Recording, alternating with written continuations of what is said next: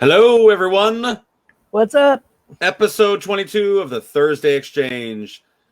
Thank you guys for watching tonight. We have a very interesting episode in store for you tonight. Yes, we do. We are going to be heavily focusing on health in America and living healthy. These are two things that both Stefan and I struggle with on and off throughout our lives. I like to eat like crazy. I don't always exercise when I should, but these are very important issues going on in our times. Before we get started on that, I want to do a little bit of an update on this past weekend. Yes. The Catskiller International Film Festival concluded this past Sunday and was quite successful. We had I was going to say, you had a lot of people. Yeah, we had thousands of viewers throughout the weekend. There was a lot of people participating in Q&As and workshops, and a lot of people came through and voted for their favorite films. So I think that in itself was an overall success, and Anthony and I are really looking ahead towards the future and what we can do to better our event and to ensure that we have an even more interactive event and going forward to actually have something that's in person possibly. Yep, yeah. I think that would be good. And as far as all the Q&As, how many in total did you end up doing? I don't know off the top of my head. I know there was like 14 scheduled, which 14 Q&As doesn't sound like a big deal. But when you think about it, it was 14 Q&As that some ranged from 20 minutes all the way up to about an hour. So that was a lot over a 3-day weekend, including a lot of programming. We had 2 workshops that were over an hour long. So there was a lot going on in 3 days. We had an award ceremony, which we didn't just give out, 12. Typically, we give out about 12 awards. Mm-hmm. Well, this year we had 12 trophy, jury awards. And there was like little Oscar statues. Yeah, and there was an additional 8 People's Choice Awards. And people are like, well, what's a People's Choice Award? The audience chooses who wins and loses. And at times, people get upset about that because if you have a big fan base and you have a lot of people watching your project, there's a good chance you're going to sweep the award ceremony. And that happened on Sunday night. We actually had a film win 2 separate People's Choice Awards, and they were this close from winning another 2 of them. They were so close. And Which films were it? Well, now that you bring that up, let me look through my little notepad so I don't misquote you. It was actually a documentary that was shot locally called Herman. They were so close in multiple categories, and they won Best Picture, Audience Choice, and they won Best Documentary of the film festival. And that's cool. It was a really important film. It took us back in time with World War II, and it was shot locally, edited locally. Very interesting thing. So I want to just mention something out there. But one of the biggest things is that I had a tough time with was telling people how to take their films down. A lot of people on Monday morning were like, where can I see this film or that film, or where's the award ceremony? Unfortunately, what was the reason you had to take them down? Well, people don't know this, but when you submit a film for a film festival, we don't have rights to play your movie after the event is over. Okay. Therefore, it would be like us selling your movie or getting advertisement off your film. During the event, that's what you signed up for.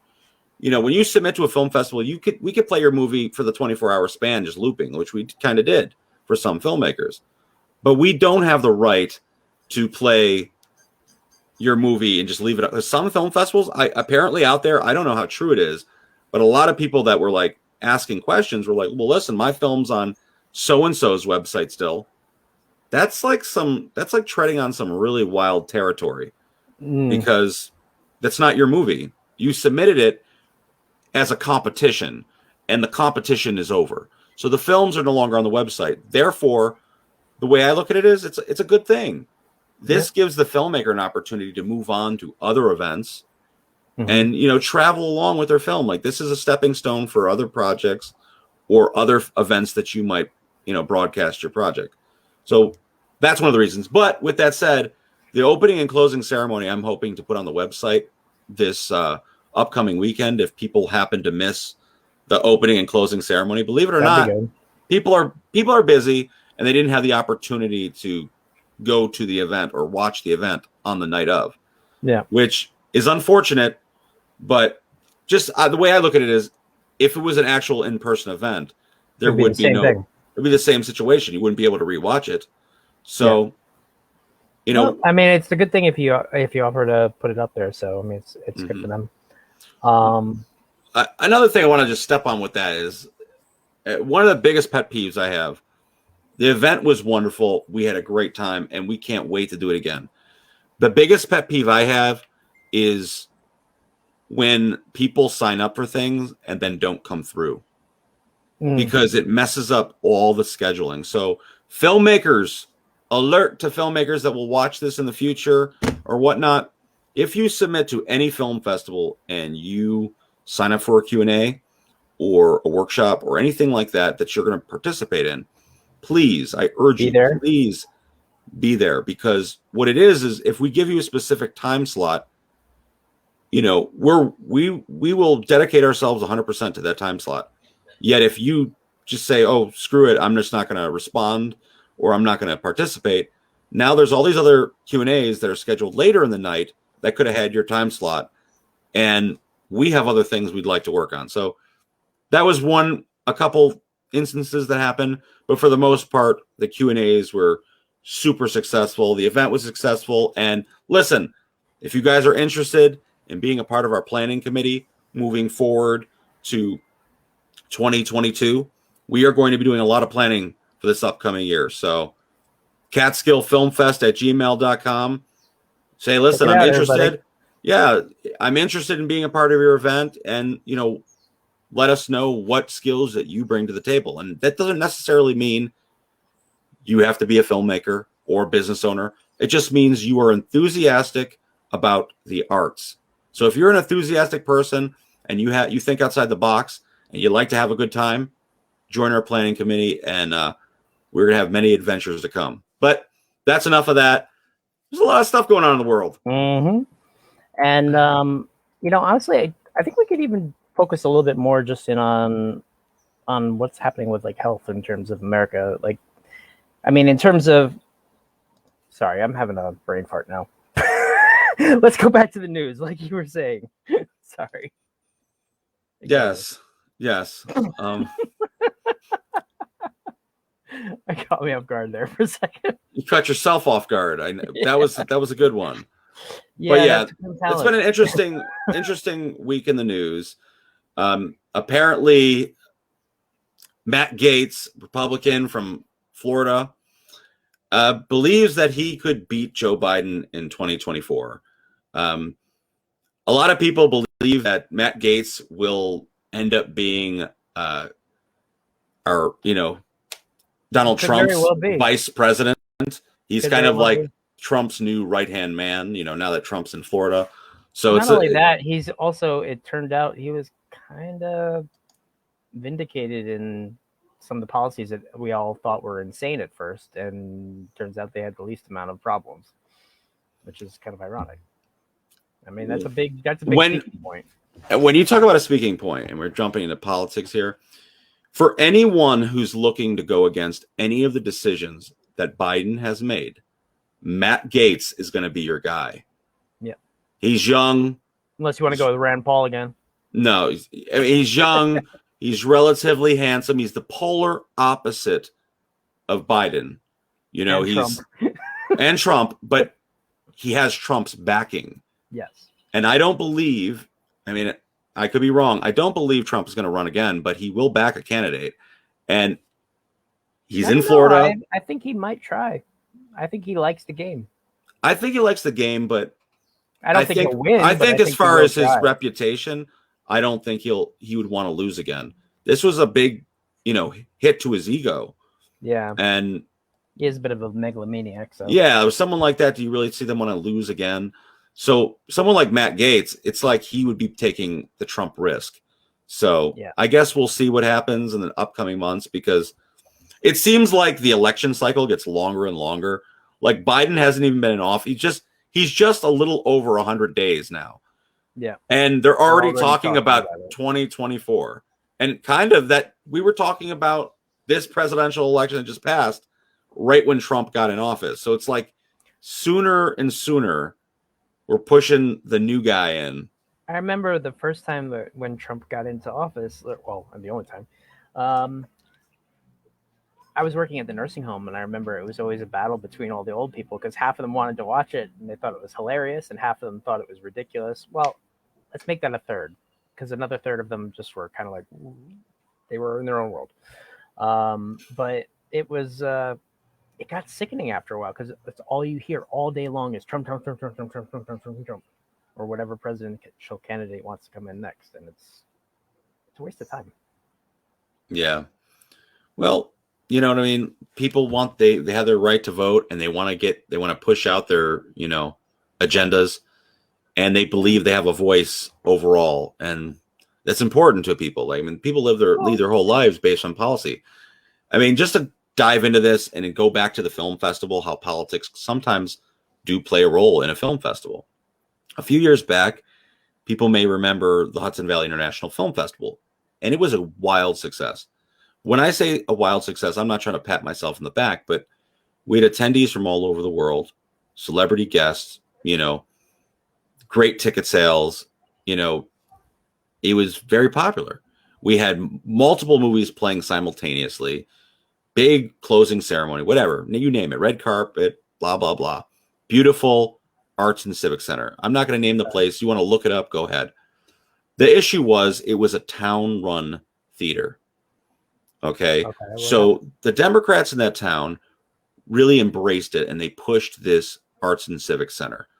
And it was purchased with town money, and it was basically paid for with the town taxes so that the community could participate and be involved in this civic center, whether it was through that's important because educational classes. Yeah. But like I said, these are things that I would deem important. Yet the Republicans on the flip side, not to be the Debbie Downers, they didn't believe that tax money or, taxpayer money should have went towards a private endeavor like that. I disagree with that, though, because, look, I understand being fiscally conservative, but making sure your populace is happy, like, even if you go as basic as a video game, like one of the colony games that you do, like, that is a big factor in whether or not you win, even in a video game, let alone real life. You want people to enjoy where they live. They want to enjoy. That was what the Democrats wanted. They wanted a place, a safe haven for people to be. We were talking about after school programs that were going to be run out of the Civic Center. We were talking about art showcases from students or people looking to get into it. Our film festival was run there, and we made it basically discounted for all the local people. They had discounted movie tickets and popcorn and everything for people to see movies that were current. Yeah. Yet the other side of the fence didn't really see that. They saw basically this is raising our tax money. We have to pay for the concession stand. We have to pay for the management of the theater.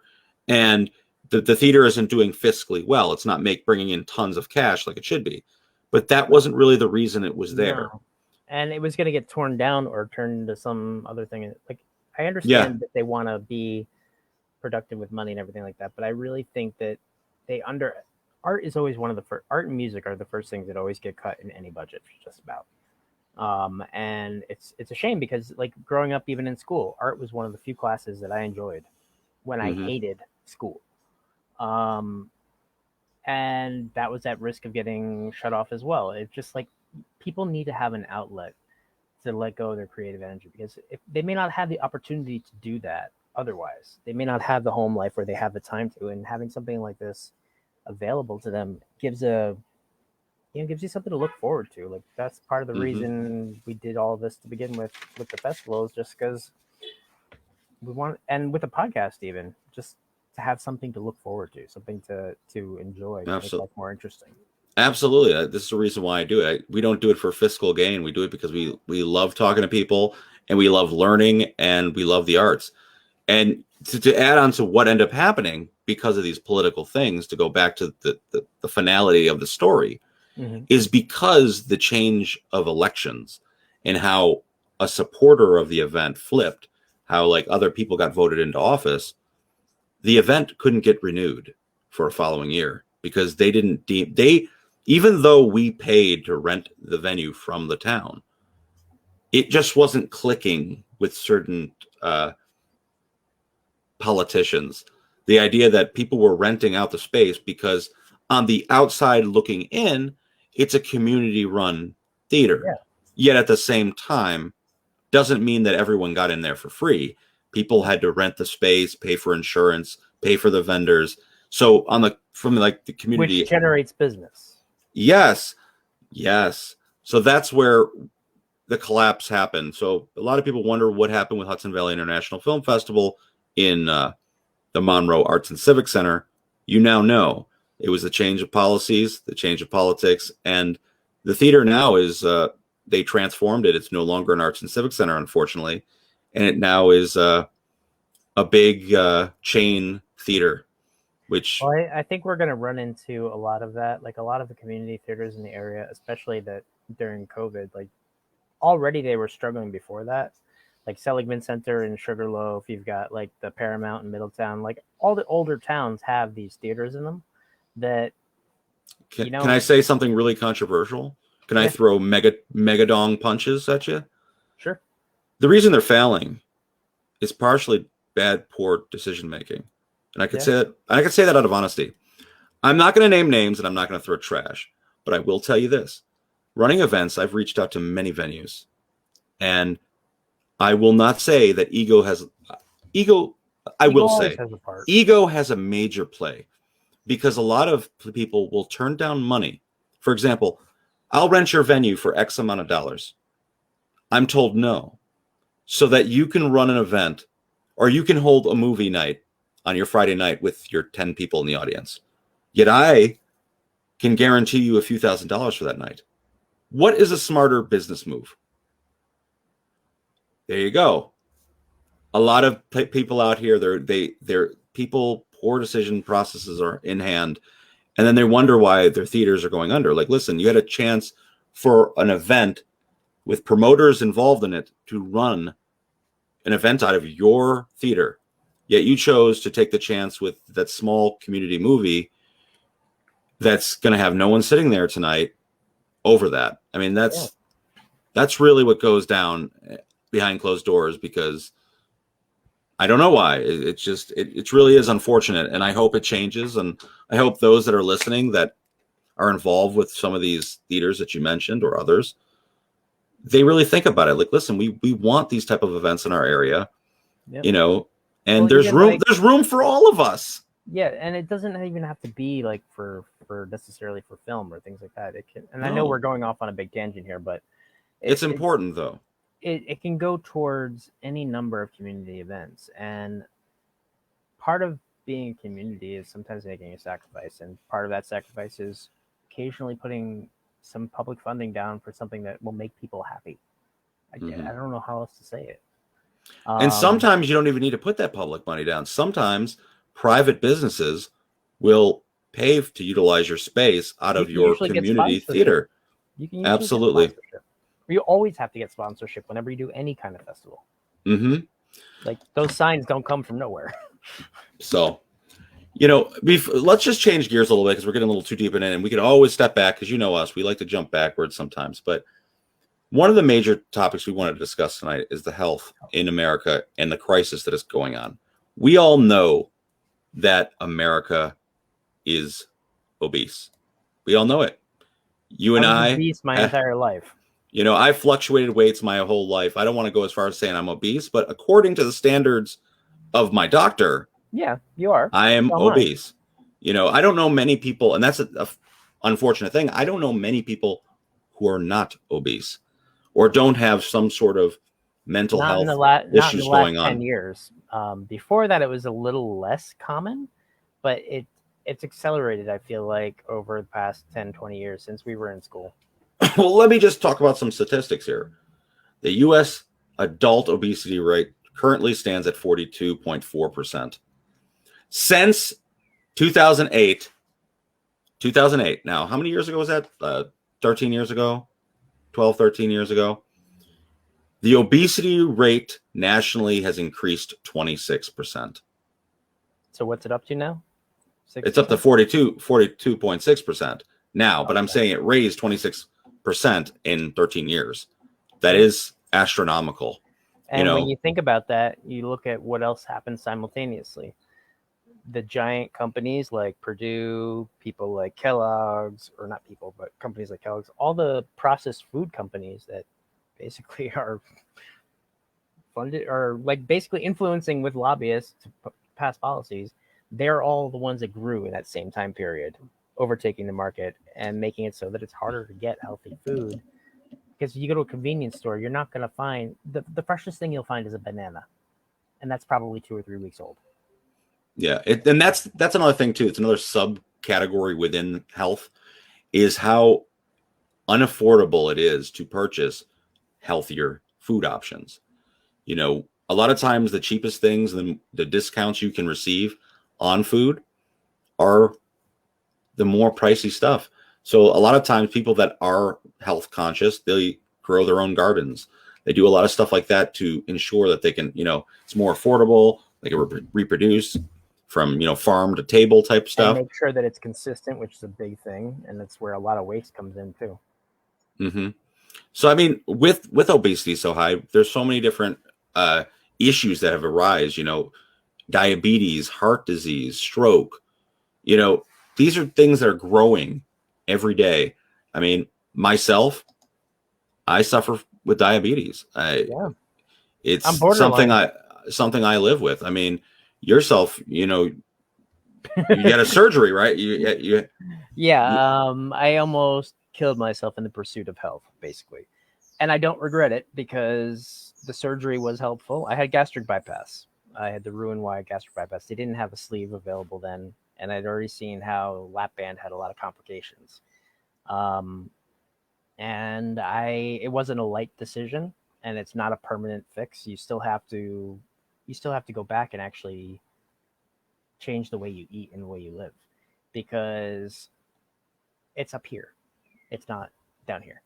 You know, you really have to fix what's going on in your head to get to the point where you can stay consistently at a certain weight. But as a result of having the surgery, though, you know, your body needs to heal. And the reason I bring this up is not to scare people out of doing it. If they want to do it, make sure that it's something that is right for you. Make sure that, like in my case, I was on my way to dying probably. I was 355 pounds at the age of like 25, 26. You know, I was tired all the time, could barely breathe, like sleep apnea up the wazoo, combined with blood pressure, everything else you could think of. And your body is not meant to carry that. Your body is not meant to be fat like that. And what was worse is almost all of my fat was centered around my midsection, which is basically means that it's strangling out your internal organs. So I made the decision to get the surgery, but I ignored the advice on drinking carbonated beverages. I didn't want to give up seltzer water or beer. And as a result, I ended up tearing my stomach. So I say, like, if people want to do that, if that's the route that they do choose, that's okay. But just follow the damn rules. You rebel. Jeez. Just follow the damn rules. Otherwise, you end up in the hospital for a week, sucking on a straw, basically.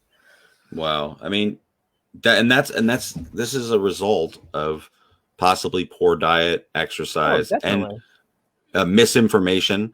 And a lot of times, it's like a statistically proven fact that poverty and obesity go hand in hand. Yeah, I mean, it doesn't even need statistics. You could just look. Is this area poor? Are they fat? It's even more than that. Even if you're not fat, if you're eating unhealthy foods, there's other things that come along with it. I mean, you could physically on the outside look healthy and still have the highest blood pressure and on stroke levels, or even diabetic. A lot of people that are, you know, diabetic, like myself, like when you look at me, I got a little weight on me, but I'm not like walking around looking crazy. And but that is because you don't act like a typical person who suffers with like fluctuations of blood sugar either. Well, I do. So, you know, talking a little bit about diabetes, I mean, I literally shedded like 40 pounds randomly. I thought it was just like, I don't know, I grew out of it, you know, could constantly go into the bathroom, cotton mouth like you wouldn't believe. Felt like I could like drink gallons of water. And every so often, same thing happens. So I happened to go to the doctor for, I think, a backache or something. And they just happened to do, a urine test.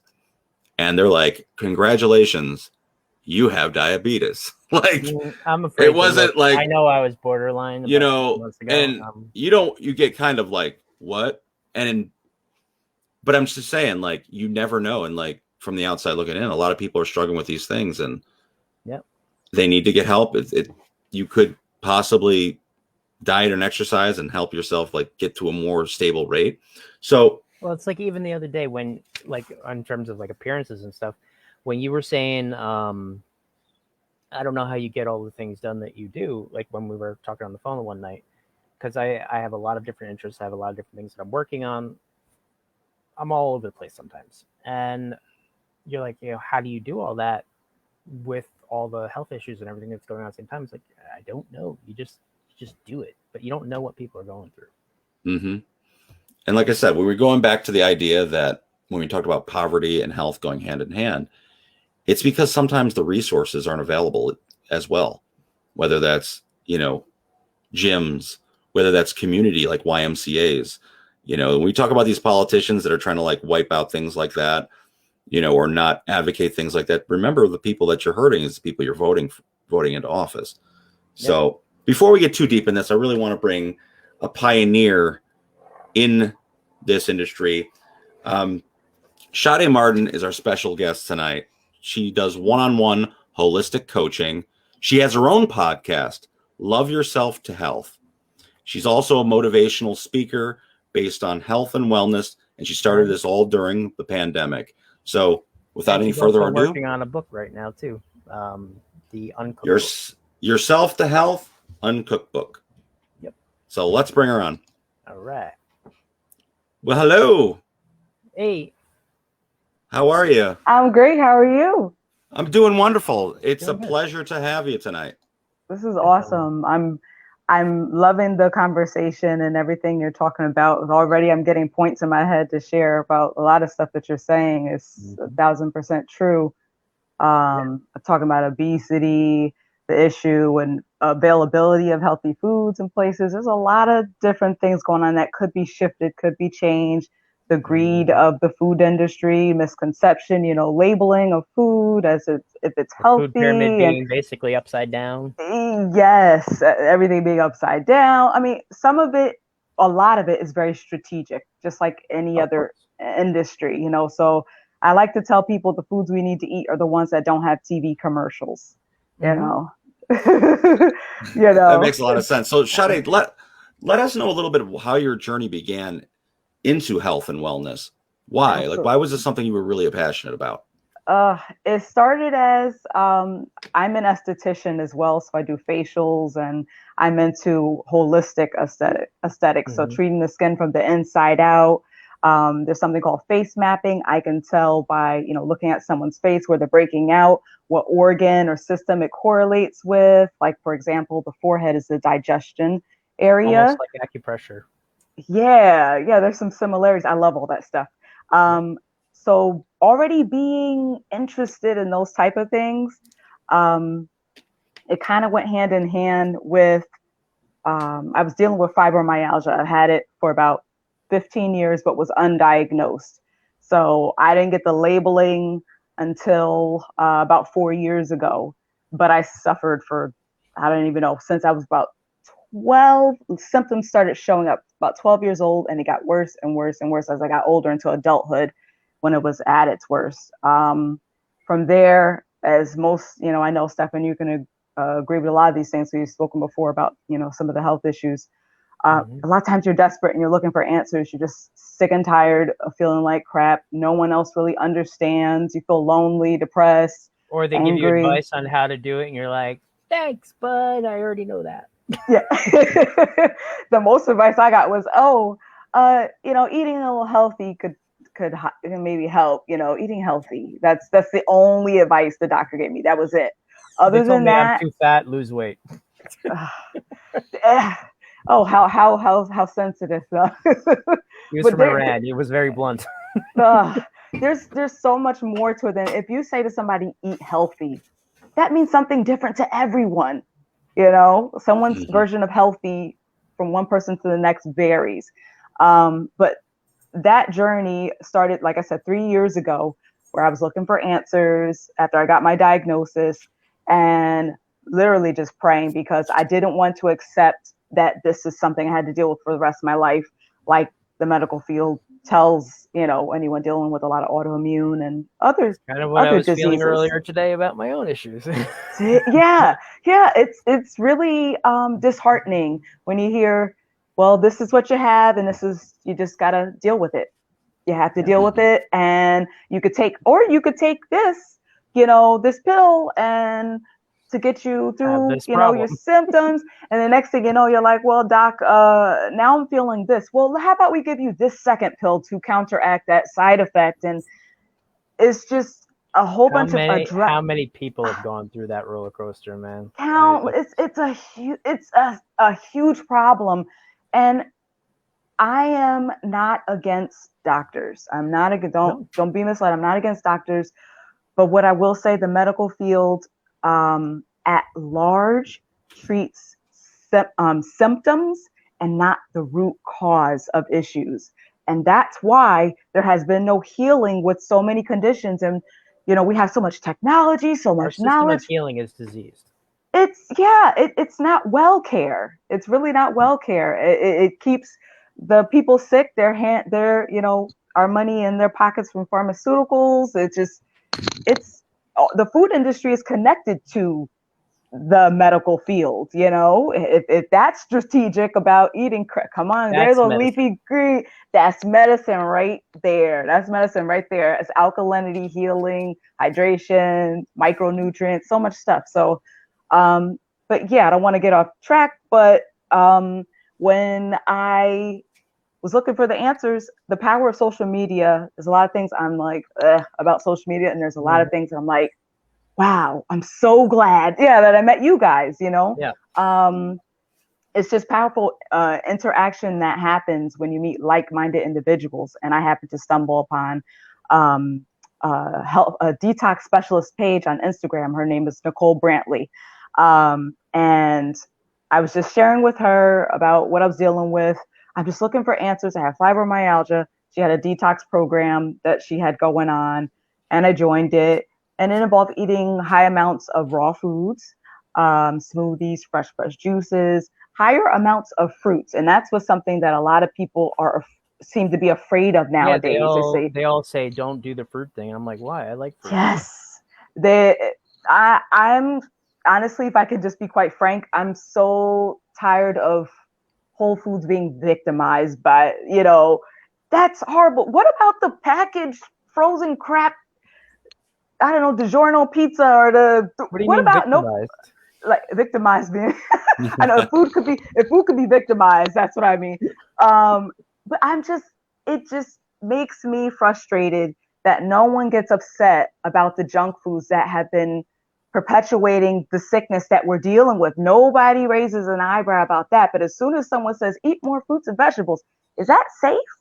Is that safe? Is that healthy to you know? I'm like, where's the what? Do you know what I mean? Well, there's a disconnect that has happened, but it's happened over time, you know. Mhm. And Well, I mean, just look at the wheat and cereal industry and Kellogg's and all that. It's.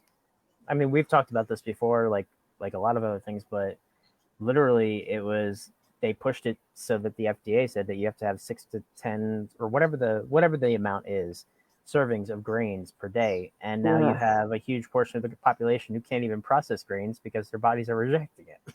that's it.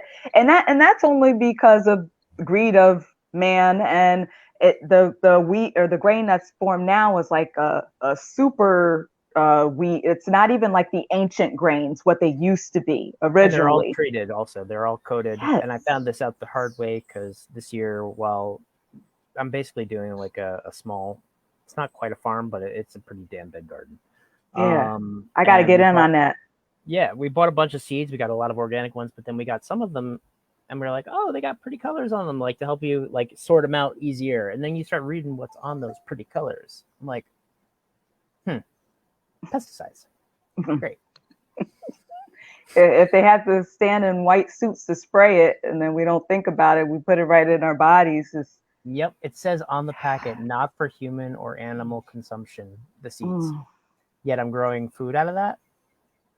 Yeah, Wow. it's a problem. It's a problem. It's a real big problem. There's so much I can say about that. But the going back to starting that detox process, eating heavy amounts of raw foods, in particular fruits, because fruits are detoxifiers. We need the veggies as well because they're builders. But I had to focus on detoxing the body, getting the old poop out. Quite frankly, we have to get all the crap out of us. And there's big digestion issues going on in America, constipation. A lot of our eliminating systems aren't functioning properly. So that's why sickness is getting worse and worse and worse. Like cancer. It's locked in acid, locked in toxicity in the body. And then there's other things that contribute to, emotional component, and there's other things, it's a holistic type of gig. So if you think about it, like the inside of your intestines are basically this giant, like it's so much bigger than people realize. They think it's a couple of feet of intestine, but with all the little villi or however the heck you say it, if you spread that out, like you can cover a whole damn continent. Yeah, you could throw that sucker way down the street. Yeah, it's about your large intestine. I believe it's about 5 feet long. That's just a large. But the large is called the large because it's wider in diameter, not longer. But the small intestine is way longer than the large. 23 feet. 20 something. Yeah, it's just, for example, if you say, "Oh, I'm going to do a colon cleanse. I'm going to do a week-long colon cleanse," you've barely just put a dent in cleaning yourself out. Like what would you recommend? Like what you talk about using fruits for detoxing. Like what would be a typical thing? Well, I'd say I didn't do well. The second time I did my first healing journey, which was the one I'm describing to you now. And then I did a second leg, which was during the pandemic, because I knew I wanted to do some deeper work. So I had food cravings for certain things, started eating some more of like processed vegan foods, some of the junky stuff here and there. A lot of people ate more comfort foods being in the house. So I started seeing myself kind of go down a little spiral bit. And I said, hold up, wait a minute. I don't like how I'm feeling. My body responded.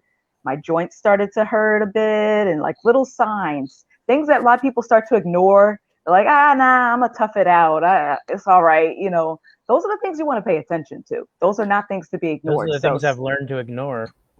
So, to jump onto that, like in the beginning of this new way of thinking, this new way of life, this is a lifestyle. Correct. How was the transition from like your prior diet to it's very the new one? Yeah. Like, was it tough to get engaged?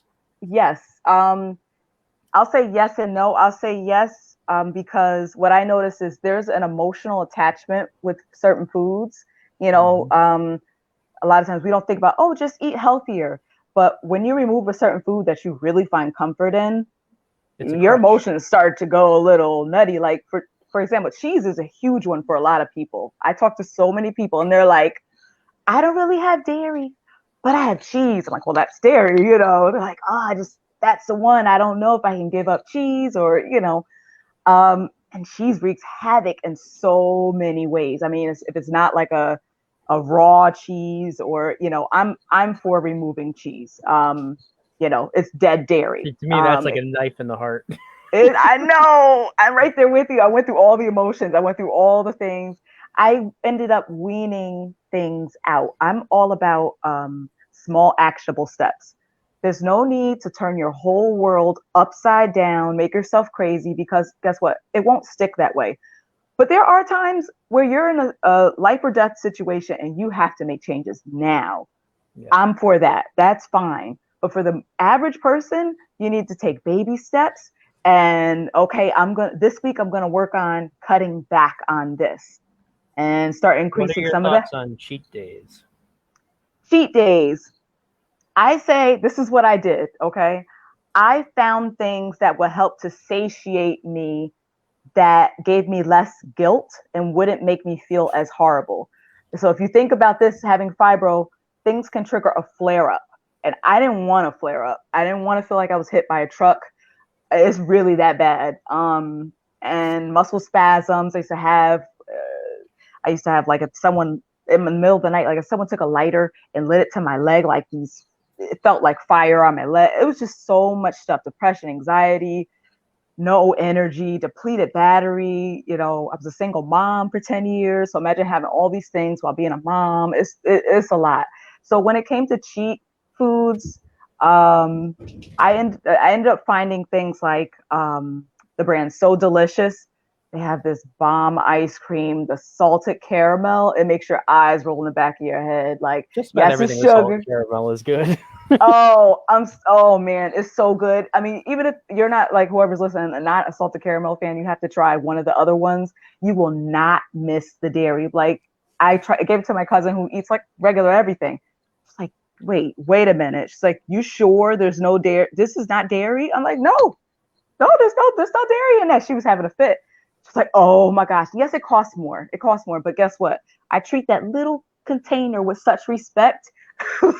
I have a little bit here and a little bit there, and I won't inhale the whole carton because I'm satiated. I'm like, okay, this is enough sweet treat. Yes, it has sugar, but I eat it in moderation, and that makes me feel less guilty, and I won't feel like complete garbage either after.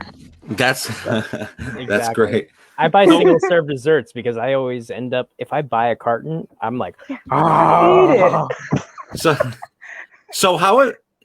to you, how important is mental health with trying to have a healthy living lifestyle? Oh my goodness. I can't stress enough how mindset affects making these changes and the result of them sticking. So a lot of times people make choices to start diets, whatever I'm not even going to start naming them because there's some I'm really not fans about, but there's a lot of fads. There's a lot of diets. I don't even like the word diet unless I'll just say it's about, the way you eat. But diet always to me sounds temporary. And it sounds like a setup for failure, to be honest. Yeah. Thank you. That's a great point, Charles, because this is what someone showed me. The word diet, I mean, it sounds extreme, but whatever, has the word die in it, D-I-E. And the word health has heal in it, H-E-A-L. So, a lot of times for diets, you villainize a certain food. Don't eat carbs. They're horrible for you. Or don't, obviously, like white bread and white rice, that's not good for you. Whatever, we all know that. But you know what I mean? It's a certain thing. Don't eat this. Fruit is too much sugar. Don't eat that. Remove that. Only eat this and this. Your body's lacking so much nutrients when you do that. And it's like a form of starvation, if you really think about it. So it's really not healthy. They have so many supplements in the food because they know that there's nothing left in it. That's it. Or we're not getting it from the produce because it's being sprayed and the soil is depleted and Well, not even that. Just letting produce sit for more than a couple of hours after you pick it, you lose like half the nutritional content. So when you have a iceberg lettuce or a romaine head of lettuce in a plastic bag that's coming from California, harvested probably a month ago, sitting in cold storage, then transported across the country, put into your supermarket, then you're opening it up. I mean, you get roughage. It's true. And that's why it's kind of important to buy local when you can, hopefully, just to try. But I wanted to finish answering your question about mental health. Mindset was the thing that helped everything to stick for me because a lot of people said, how are you doing this? And like, that looks so healthy. Or, they saw me make the changes and saw I'm not eating A, B, and C. So looking at me weird, where's your protein or where's your this? Are you getting enough this? And all of a sudden everybody else is a doctor once they start seeing tons of vegetables and fruit on my plate, Otherwise nobody had anything to say to me, But what I did was I addressed my mindset first, and I worked on my limited beliefs about myself. I'm struggling with feelings of worthiness, worthy of love, or worthy of whatever it is, if we get deep about it, there's a lot of stuff that people did with trauma, things people told them in their childhood growing up that stuck with you for life, lies, even that maybe medical industry has told you about your condition or health. A lot of these things have stuck and grown roots in us. So I had to, number one, be patient with myself, sprinkle grace over this journey, because it's a journey, it's a lifestyle. So it takes bit by bit pieces. But I wrote out affirmations to help with my mindset. I stuck them in places where I always was. In my kitchen, on my kitchen cabinets. I had them on my bathroom mirror. You could put it on your phone as a screensaver, in your car. You ever find yourself going blind to it a little bit? Like, that's one thing I struggle with, is like, I've tried doing like the sticky notes and things like that, and it works for a little while, but then after a while it almost fades in the background. You kind of have to like consciously pull your mind back to it, because otherwise it just blends in.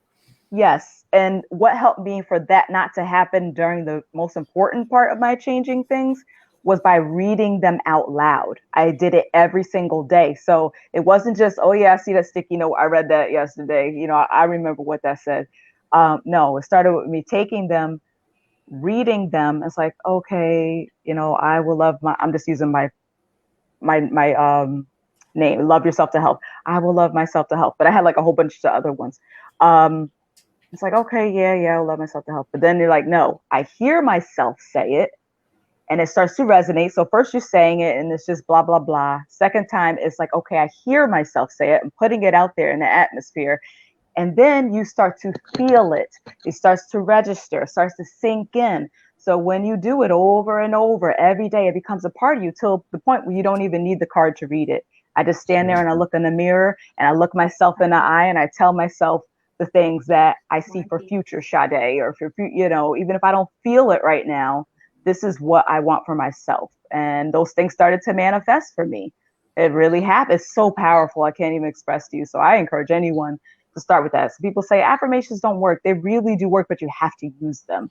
They're really powerful in business, Yeah, and people, and also with people that are looking to, that are artists. They, a lot of things, they need these affirmations to believe in themselves, to move to the next level. Like, I will be successful.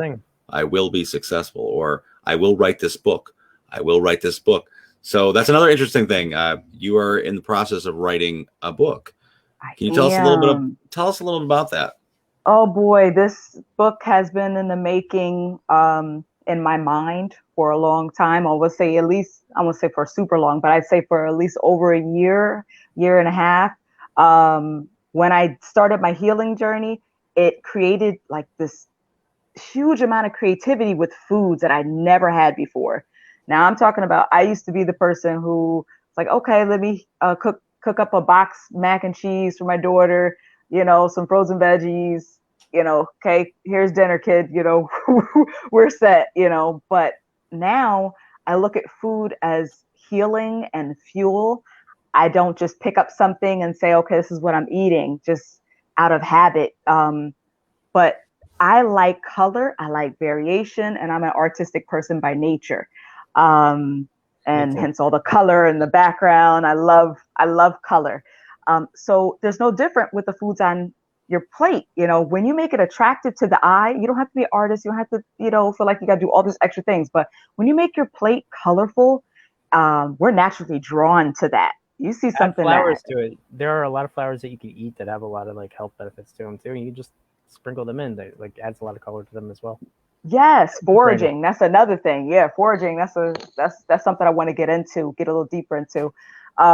So that sparked something in me, but it went even deeper after the second leg of the healing journey that started during the pandemic, which was my juice fast. After that, my brain exploded with creativity. Like it was just like download after download after download, so much that I had to just keep writing things down so I wouldn't lose the recipes. I'd wake up with ideas. It's just, but they still keep coming. And people always ask me through Facebook, I'm posting food all the time. You should write a recipe book. You should write a recipe book. When's your book gonna come out? You gonna do a book? So much that I was just like overwhelmed by it. And you wouldn't think that you maybe get overwhelmed, but I like kind of like froze within myself. Like, that's huge to write a book. That takes so much work. I don't know if I can do that. You know, the negative chatter in the head, right? Yeah. Yep. So I finally very familiar with it. Very familiar. I myself writing a book, that's something you get your self-doubt, and that's why you got to sometimes, like you said, talk it into existence and believe in it, because or else it will never happen. You'll It's just the same thing with like always hold podcasts back. or any of the creative endeavors that we do. Like, there's been a lot of things that I've like, oh, I'm gonna do this, and then I talk myself out of it. I'm like, why did I do that? That would have been a good idea. Yeah, and to know that the thing that you're talking yourself out of is to help somebody else, that it's not even about you. You know, that's the one thing that I'm realizing. This book that I'm writing, these recipes I'm writing, they're not for me. Yes, they came to me, but they're not for me. They're to help others to heal, to be well, to increase vitality of life, energy, all those things. You know, we need healthier foods, especially now. It's just like time for a lot of us to wake up and snap out of the stupor we're in, you know, and I'm here to be that one, to be like, come on, like I did it, you could do it too, you know. That to me is so important, is that if you have knowledge of something and all the things that you kind of the trials and errors that you had to face when first changing your lifestyle, that you're sharing with others. Now, I see that you're a one-on-one holistic coach. So does this entail, like you see on the TV, where like you go into someone's house like 6 a.m. in the morning and you start ripping things out of their fridge? You're like, no, you ain't eating this. You're not eating this frozen Master food. Chef. Out of here. So what does that entail? Like, do you know, I dream about that. I dream I'm like, oh, if I could just but in my mind I'm like, oh man, give me that processed this, that cheese whiz, that whatever, that I don't know, name the food. There's this Just clip, hit the flush button on whatever's in the refrigerator. just right. I do fantasize sometimes about that. I have not gone in home during the pandemic, of course, but I would love to do that. That is something I would absolutely love to do. What? So, you know, if for those that are comfortable with doing something like that, but what? I'm not he said going into someone's home. Oh, okay. Gotcha. And, you know, kind of helping them weed out. Some people need that kick in the ass. Oh yeah. You know, some people, you know, you can't be, if you're too gentle with them. Fooling ourselves. Yeah. And I'm really easygoing. So like, I'm not intimidating, but I will keep it real with you. Like, I'm like, if you're going to ask me, I'm going to give you the right answer. Do you want to know if this is healthy or not? Do you really want to know what's in it? Can we turn the label? Can we turn it around and actually read what's in here? Do you know what this is on here? No, it's chemical. It's chemicals. It's loaded with processed stuff. You know, this is not health. This is, well, I was going to say another thing was being undernourished and overfed and undernourished. That's a huge problem. So a lot of these food-like items, Frankenstein foods, you know, yeah, they're in a lot of people's cabinets. But what it usually entails is over the phone conversation, hour long, going over different things, and we address the mindset too. Because like I said, the rest doesn't stick unless you're ready. You cannot make someone change. And I'm not trying to make you change unless you're saying, listen, I need help. Can you help me? Then we're good, you know. But if you're like trying to prove me wrong, which I've never, ever had anyone like going against the grain, because anyone who comes to me is like, I need the help. I've seen what you've been doing. I've watched your journey. I've seen you go from really sick to really well, you know. I'd like to try. I just want to try. And so I'll guide people on taking small, actionable steps. I'm not going to say. So what would be the most important thing that you would recommend to anybody right off the bat is the first thing that they could do? In terms of health-wise, in terms of choices. Choices of foods or choices of like, oh, that's a big question. The biggest thing, I say be open to unlearning things that you've been told. If you can be open to unlearning, you're ready for change. That's the first sign of change. I won't even just say diet first. Oh, yeah. You know what? To add to that, that's a lot of jobs out there don't want someone with prior experience, because the chances are that they have learned either the wrong way or a way that isn't really effective for certain companies. Yeah. And unlearning is very important for a lot of things. Yeah, especially when you try something and it doesn't work. And also, also going back on that too, you're stepping all the way back to earlier in the conversation. We talked about how you found a lot of information on social media. one of the big things that that Stefan and I really challenge is a lot of misinformation that is on social media. People are creating these diet or workout fads that are actually dangerous. Yeah. There's people out there that are, have workout routines that are tearing muscles, and they're over there getting popular because CrossFit is horrible. You man. want the body that they have, but they didn't maybe get it from the exercise they're showing. That's so right. there's a lot of misinformation, not just about this field, but about everything. So you really got to do your research about what you get involved with. Like you're saying, like I had a trainer when I was in when I first joined Gold's Gym years ago, and he was a good trainer in the sense that like he knew what he was doing, but if you don't cater your program to each person's needs, you're putting everybody in the same box. And quite frankly, this dude was G.I. Joe. I'm not. Bio individual. Yeah. But I'm going to rip something, dude. It's true. So with the one-on-one holistic coaching, is positive reinforcement something that you really push with your clients? Yeah, I mean, because your attitude about it is going to be everything. I dare say, call myself a professional cheerleader. I am all about positivity. I am all about getting rid of stinking thinking, self-sabotage. A lot of us do that. We beat ourselves up when we, someone say, well, I ate this, and I'm like, it's okay. You're human. Yeah, it's okay. Just pick yourself back up and let's start from the beginning. It's okay.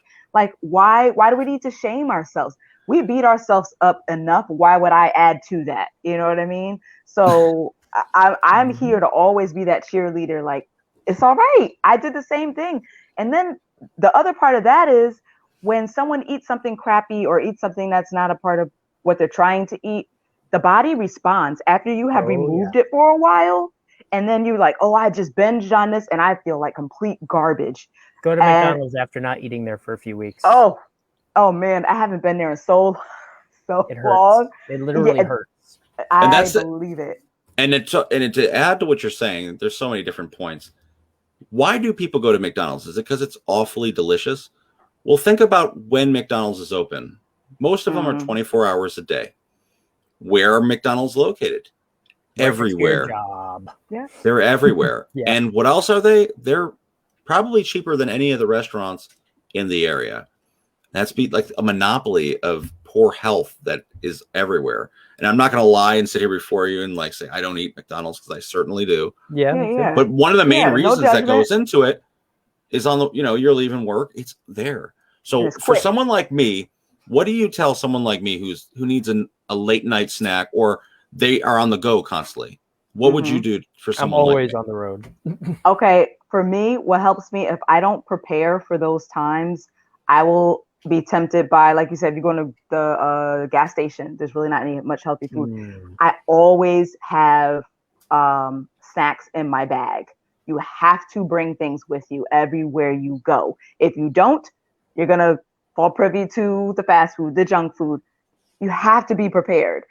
It's just no matter what way of eating you're following, if you're not prepared, you will go right back to that comfort zone, the land of familiar, which maybe whatever the place is for whoever's listening, whatever your land of familiar is, you go right back there because you're not prepared. So I say pack whatever it is. If you know, after you get out of work, if you work nights, you get out, you're always hungry, which may turn into hangry, and you just need something to pick up real quick. Pack something for that moment. You eliminate all excuses when you do that. And then you're like, okay, and even when you reach for it, you're probably like, okay, I really would prefer to have a cheeseburger right now, but I'm going to give my body what it needs instead of what it wants, because our body lied to us. It lies to us all the time. Oh yeah, you need, like the angel and devil on the shoulders. Yeah, you need one of those. Yeah. Devil on my shoulder for a long time was just like.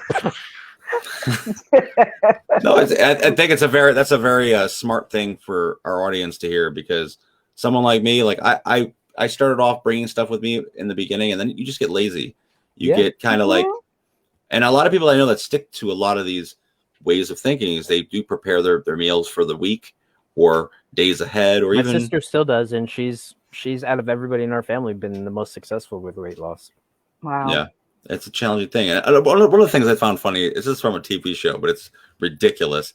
But I wanted to bring it up to you. There's a show out there called Nathan For You. Okay. And one of the things he did to get a group, he does like business, he does these really bizarre business trends that are out of the box, that end up being successful. But anyways, he went to a gym or a dietitian or whatever, and he went to the clients and basically gave them a new idea that I'm going to help you guys lose weight by shame. And I'm going to take pictures of you doing really ridiculous things. Like example, he took a picture of a man with like models in bed and took a picture and put a postmarked, address on it. And if you don't lose 5 pounds by the end of the week, I'm sending this to your wife. Oh, What do you feel about those senses of methods? Well, I have a mixed view on it because the whole rubber band snapping thing. mm-hmm. They had a watch called Pavlok that I used at one point, and I used it for a different reason. I used it to wake up at night, but I also tried it to break habits as well. And you literally, if you get the craving or the urge to do something, you push a little button and Yeah, adverse treatment might. I just brought it up for only comedy's sake. That I is don't think hysterical. I just Don't brought do it up. it. Yeah, don't do it. I was just bringing it up for comedy's sake, but Well, it is ridiculous. Well, my response would have been as crazy as crazy does. So if you're crazy enough to sign up for it, I'm not judging you. If that's your flow and that's how you want to do it, hey, go for it. But I just tried it for the waking up thing, but then I was like, well, maybe it'll help me stop eating. No. Yeah, don't do that. But so you have a podcast, Love Yourself to Health. Can you tell us a little bit about the content on your podcast?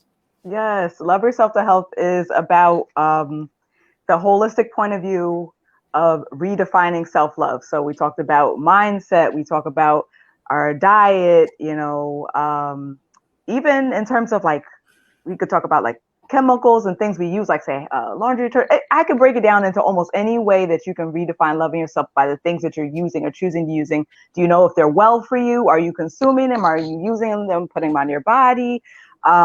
Even connecting with people in the community who are in like holistic fields or helping in the community doing, I've talked to so many different types of people. I've had, let's see, I don't know if you guys are Hudson Valley natives, right? Are you Hudson Valley? Hudson right, Valley, Catskills, both in the middle. In the middle. Okay. Do you guys know anything about Party Animals Catering? No. Michael Baruchian? No, No, you gotta look him up. Oh, yo, he's a boss, man. You gotta look him up. But he's got like vegan food on lock. He does deliveries and like drops off your door. You can order online, and he's a beast. But anyway, like just interviewing business owners that have a heart for helping people. It's just all about positivity, wellness, mindset, all things encompassing caring for yourself.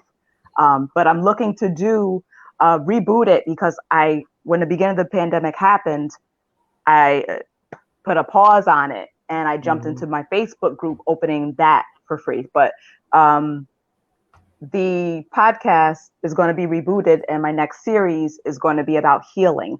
And I'll be interviewing people who have overcome different ailments and diseases in their body, so they can share their testimony about what they did and what worked for them personally, just to give people hope, especially now when there's just so much going on and people aren't maybe not feeling the best and, just want to boost their immune system or have more energy, better sleep, be less depressed, you name it. It goes on and on. Start planting some veggies in your yard if you can. That'll I wish I could. I live in an apartment, so there's just not. We're gonna have to chat afterwards because okay. I don't know if you can see it or not, but this is on my front porch, growing out of a plastic bucket from Home Depot. Okay. Our landlord says we're not supposed to, but I see what other people are doing. I still see other plants in other doorways. So I'm like, I think about it. I'm like, I could grow some herbs in a little pot. I'm sure I could do herbs. That's straight up romaine lettuce and cucumbers grown out of that thing. There you go. Awesome. Yeah, I'll definitely need tips because I don't have a green thumb, and I want to get a green thumb. That's the one thing that's missing for me is a green thumb. I can buy you a marker. that might help a little. A really important question that I have, and I think a lot of people would say the same thing is, I love going out. Going out to restaurants is a social thing for me. Yeah. Sometimes I like going out to restaurants even if I don't like the food. But I do it because it's a social thing. So if I'm going to go to a restaurant, I know they're all different, and it's just a casual, regular restaurant. Let's say it's a Ruby Tuesdays, a Texas Roadhouse, a Chili's, whatever. You don't have to tell me what things you got on the menu, but what would be a more healthy choice if you were to go out? Like, if you were to go out, what would you get? If I was to go out, being that, well, I'll say this: I eat high raw now, so this would be extra. I have to do more finagling than the average person. I do consume some cooked foods, but I've been eating this way it's been less than a year, but I transitioned. I wasn't always eating this way, eating more this way after the juice fast. But when it comes to eating out, it's very, it becomes tricky. So I always have to go to Whole Foods. I always have to eat, I don't consume meat, but I can have some cooked things like quinoa. I can do veggies. I can do small amounts of grains. Too many grains slows down my digestive system, So I would say for myself, I can answer it two different ways. For myself, I need to have a high amount of veggies on my plate. It needs to be a salad loaded with variation of veggies on top. Not a little baby salad. I like to call it a big mama jamma salad. Yeah, like a big bowl. Big bowl. Most people see my salads now and they look at me, I've always been petite size. I've always been small frame. But they look at me, you're going to eat all that? Like, yeah, this is a meal. Like my salads are in like almost a mixing bowl type size. Me too. Right? They're huge. And they have tons of things on them. So generally speaking, I know I can't. It's hard to find salads like the ones I make at home when I go out to eat. But if I'm eating out for company's sake, for, hanging out with people just for the social aspect, as long as I can get veggies on there, So any place with a salad bar. Any place with a salad bar, I'm Gucci. I'm good. I'm good. Yeah, I'll be fine with that. But for the average person, I'd say at least look to, if you want to be really healthy, look to have at least half your plate be vegetables. If it's dinner or whatever, And half of the salad dressing. No. Because those salad dressings can be like 400 calories. Exactly. You got to watch out for those salad dressings. Definitely. I always go for something simple like balsamic vinegar, squeeze a lemon, I love a little Caesar, but I have to salt. use just a little bit because otherwise I'm like. I used to do that. That used to be me. Ranch, Caesar, just coat it, and you barely see the salad. Yeah. But I also used to be the person that didn't like salad. So I've come a very long way. You would never think it by the pictures of my food. If you look at my Instagram, it's loaded with veggies and fruits all over the place. And I never used to eat salads unless I had chicken or a hard-boiled egg on it. And that was probably one of the hardest things for me to switch, because of my gut microbiome. So I don't know if you guys talk about that or learned about the gut microbiome. So basically, it determines what you crave. The food you crave are determined by your gut microbiome. So if I'm not eating those types of foods, I'm not even feeding the good bacteria, the good and bad, to bring the balance. So once I started adding them in to create a balance, slowly, it took some time. I'd say about 6 weeks. It was a little painful at first. But I had to find a way to make it work for me by adding leafy greens into my smoothie, because the salads, eating it was like, that's what I felt do. like I was eating I like, put it in the smoothies. Yeah, that's what I had to do, because I'm like, I have to get the leafy greens in me.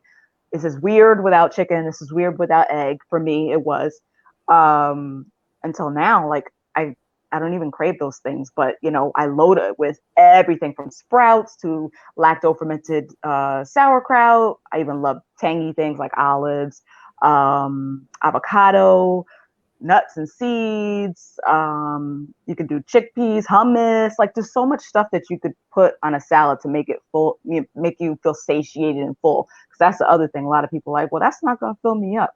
You're not eating enough of it, number one. If you're not getting full, you have to make it a lot larger because fruits and vegetables break down quick in your stomach. Yeah, really quick. Now, if someone wanted, or go ahead. No, you can say what you're going to say.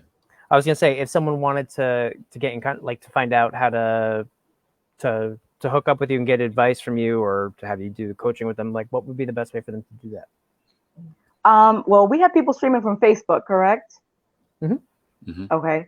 From Facebook, either the Love Yourself to Health Quarantine Edition group that was open strictly for the pandemic because I felt like people needed the support of healthy eating. And we're almost at 500 members now in a year's time. So it's grown pretty quickly. You can message me through there, or Sade Martin on Facebook, or either through Love Yourself to Health podcast at gmail.com. So awesome. Yeah. That's great. So you hear that, people? You can always reach out to Sade. She's more than willing to help. I actually got a few questions or comments from the audience. What about drinking wine? Is that bad or good for you? That's a question. Well, we have some info, because there's some components of wine that they say are healthy to have a red wine, or I've heard all these things. For me, the burden on the liver is a concern, especially if you have other health issues going on. A lot of people don't know if their liver is actually functioning at its optimum level. So I say watch your consumption. You don't want to drink wine all the time, but Resveratrol is good in small amounts, not in bottles. Yeah, exactly. Another oh, sorry. That's okay. Go ahead. I was going to say another comment from the audience was go to Charles and Alexis's house, which is my fiance.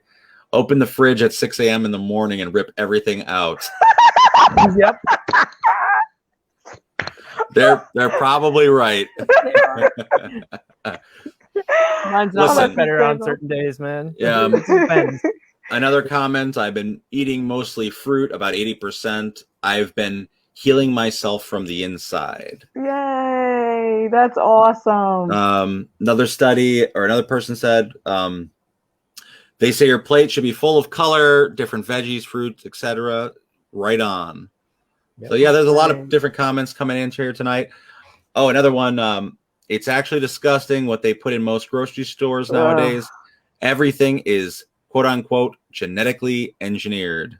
Correct. So even if you see something that says organic, that's a whole nother topic. Organic sometimes by itself is just not enough. You can have something that says organic, but you actually need to turn it over and make sure it doesn't have junky oils. They can call natural flavors MSG. Or they can call MSG natural flavors.